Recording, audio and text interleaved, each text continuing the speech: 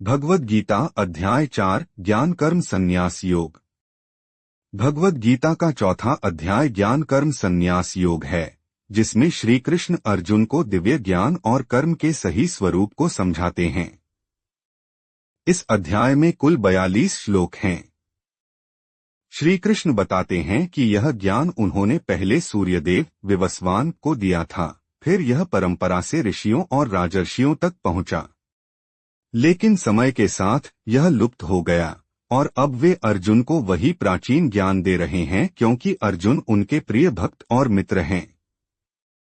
श्री कृष्ण स्वयं को अजन्मा और अविनाशी बताते हैं और यह भी बताते हैं कि वे जब धर्म की हानि और अधर्म की वृद्धि होती है, तब वे स्वयं अवतार लेते हैं, धर्म की स्थापना, सज्जनों की रक्षा और दुर्जनों के विनाश के लिए। इस अध्याय में वे कर्म और ज्ञान के बीच के संतुलन को स्पष्ट करते हैं। वे कहते हैं कि केवल कर्म करना ही पर्याप्त नहीं है, कर्म ज्ञानपूर्वक और समर्पण भाव से होना चाहिए। वे ज्ञानयज्ञ की महत्ता बताते हैं और कहते हैं कि सभी यज्ञों में ज्ञानयज्ञ श्रेष्ठ है। इसके अलावा श्री कृष्ण बताते हैं कि एक सच्चा ज्ञानी जो आत्मा और परमात्मा का यथार्थ ज्ञान रखता है, सारे कर्मों को संन्यास की भावना से करता है और कर्म के फल में आसक्ति नहीं रखता। ऐसा व्यक्ति मोक्ष की ओर बढ़ता है।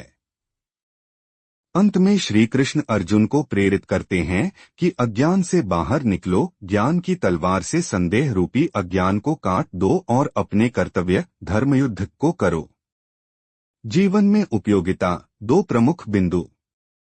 ज्ञान के बिना कर्म अधूरा है। यह अध्याय हमें सिखाता है कि केवल कर्म करने से ही नहीं, बल्कि ज्ञानपूर्वक और समर्पण भाव से कर्म करने से ही जीवन में सफलता और आत्मिक शांति मिलती है। हर युग में मार्गदर्शन मिलता है। जब भी अधर्म बढ़ता है, ईश्वर किसी न किसी रूप में प्रकट होकर धर्म की स्थापना करते हैं। इससे हमें भरोसा मिलता है कि ईश्वर हमारे साथ हैं और सही मार्ग पर चलने वालों की रक्षा अवश्य होती है।